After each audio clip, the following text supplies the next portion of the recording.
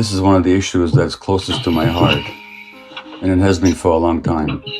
So, you know my history, I don't have to repeat it, but I'm personally a Holocaust survivor as an infant. I barely survived. My grandparents were killed in Auschwitz, and most of my extended family was killed. That's my personal background. I grew up ashamed of my Jewishness. In Hungary, after the war, I was still bullied for being Jewish. And I remember one of my friends coming to my rescue once saying, "Leave him alone, it's not his fault that he's Jewish."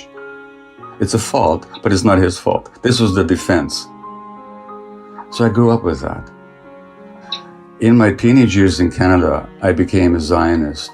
This dream of the Jewish people resurrected in their historical homeland, and the barbed wire of Auschwitz being replaced by the boundaries of a Jewish state with a powerful army. I found it liberating. It was exhilarating to believe in that dream. And I absorbed all that perspective and all that point of view, and I really believed in it. And then I found out that it wasn't exactly like that. That in order to make this Jewish dream a reality, we had to visit a nightmare on the local population. You couldn't, there was a Zionist slogan called a land without a people for a people without a land. But there was no there was no land without a people. There was people living there who'd been living there for hundreds and years or even longer. As a matter of fact, if you want to hear something really interesting, and David Ben-Gurion, who was the first prime minister of Israel, actually subscribed to this. He said this, who are the Palestinians? Because the Jews in Roman times, all of them never left Palestine. Many of them stayed there. And some of them, hundreds of years later, converted to Islam. So guess who the Palestinians are?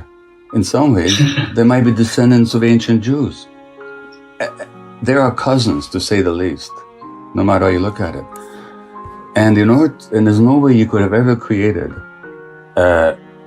a Jewish state without oppressing and expelling the local population, which is what they did in 1947, beginning in 1947. And first of all, with British Empire protection, but they did this. And then in 1948, Jewish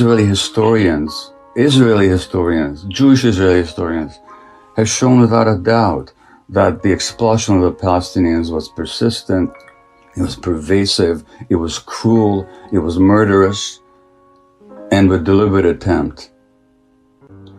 So that's what's called the Nakba in Arabic, the disaster or the catastrophe.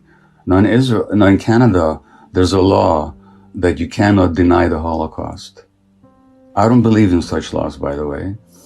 But in Israel, you're not allowed to mention the Nakba, even though it was at the very basis of the foundation of the state. So once I became aware of all this, I was, okay, well, yeah, we created this beautiful dream, but we imposed a nightmare on somebody else. And then I visited the occupied territories, Russell, during the first Intifada. I cried every day for 2 weeks at what I saw. The brutality of the occupation, the petty harassment, the murderousness of it, the burning down of Palestinian or cutting down of Palestinian olive groves, the denial of water rights, the humiliations. And this went on, and it's much worse now than it was then. So this is the background. And it couldn't have been in any other way.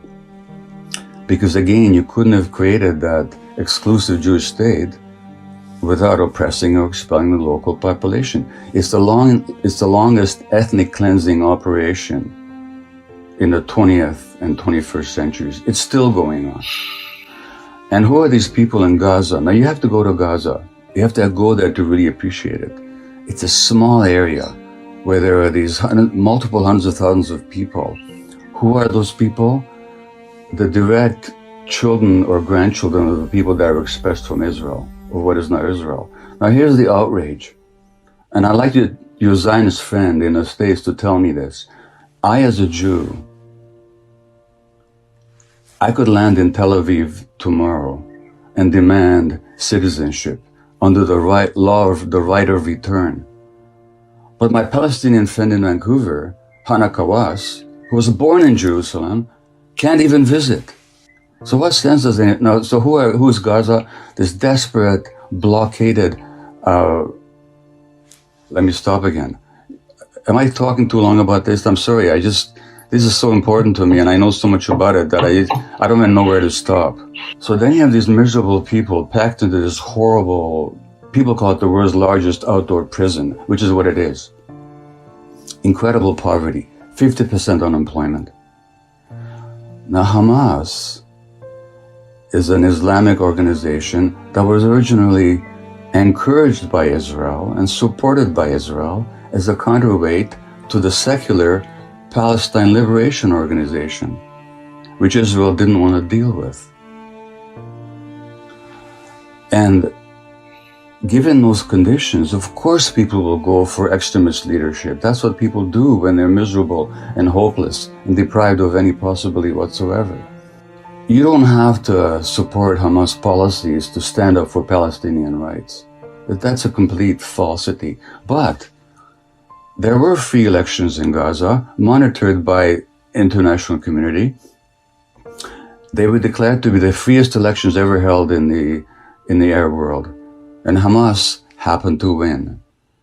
And when Hamas won that election, Israel and the United States immediately organized a military coup against them, which Hamas defeated, for which the punishment was this blockade that deprives Hamas of, not Hamas, but Gaza, of food, of medical supplies, of sufficient water. I could go on and on and on and on. And then you have this conflict. And then every time there's a conflict, Israel mows the lawn. That's the expression they use. You know what they call it? They call it mowing the lawn, by which they mean the mass murder of Palestinian civilians. Now, is it true that the Gazans shoot rockets into Israel, killing innocent civilians? Yes, it is. Do I support that? No, I don't. But when it comes to the death of innocent civilians, Israel killed 20,000 Lebanese civilians in 1982 using illegal weapons like cluster bombs in a war that had no justification whatsoever. I could go on and on and on and on. Except I'll say that the disproportion of power and responsibility and oppression is so markedly on one side that if you take the worst thing you can say about Hamas, multiplied by 1,000 times, and it still will not meet the Israeli repression and killing and dispossession of Palestinians. If after 2,000 years we can look for liberation and freedom, why can't the Palestinians? If you look at the Western press,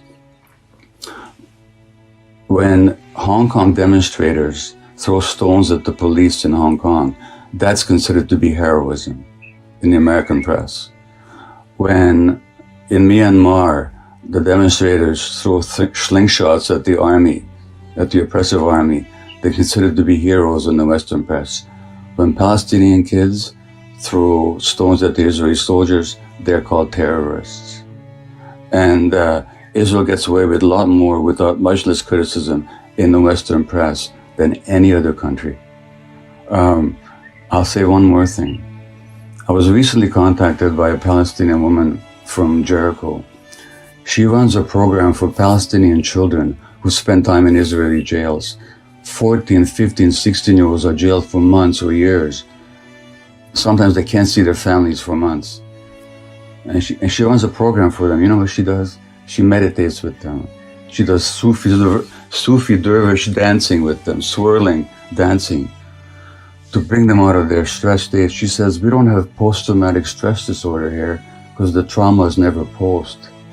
The trauma is daily, she said. I just wish your Zionist friend would visit the occupied territories in Gaza like I have,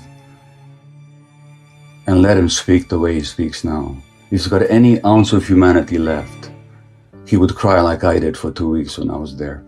Now, we're not living in Nazi Germany. Anybody can go on YouTube and listen to Ilan Pappé, an Israeli historian, totally eloquent on Israeli history, who's living in England now because life became in Israel too difficult for him. Anybody can listen to Norman Finkelstein, a Jewish professor, world expert on Gaza, who was denied tenure at his university because of his public speaking against Israeli policy. You can listen to any number of Israeli Defense Forces soldiers who talk about the brutality that they now regret having committed. You can listen to Israeli pilots who talk about why they refuse to fly over Gaza because of the atrocities they're made to commit. You can get all the information you want. So if anybody these days doesn't know, it's not because the information is not available. It's not what you know, it's what you could know if you wanted to find out. There are no two sides. I mean, it's always a complex question, but in terms of power and control, and it's pretty straightforward. There was a land with the people living there, and other people wanted it. They took it over, and they continue to take it over, and they continue to discriminate against, oppress, and dispossess that other people. That's what happened, and that's what's happening.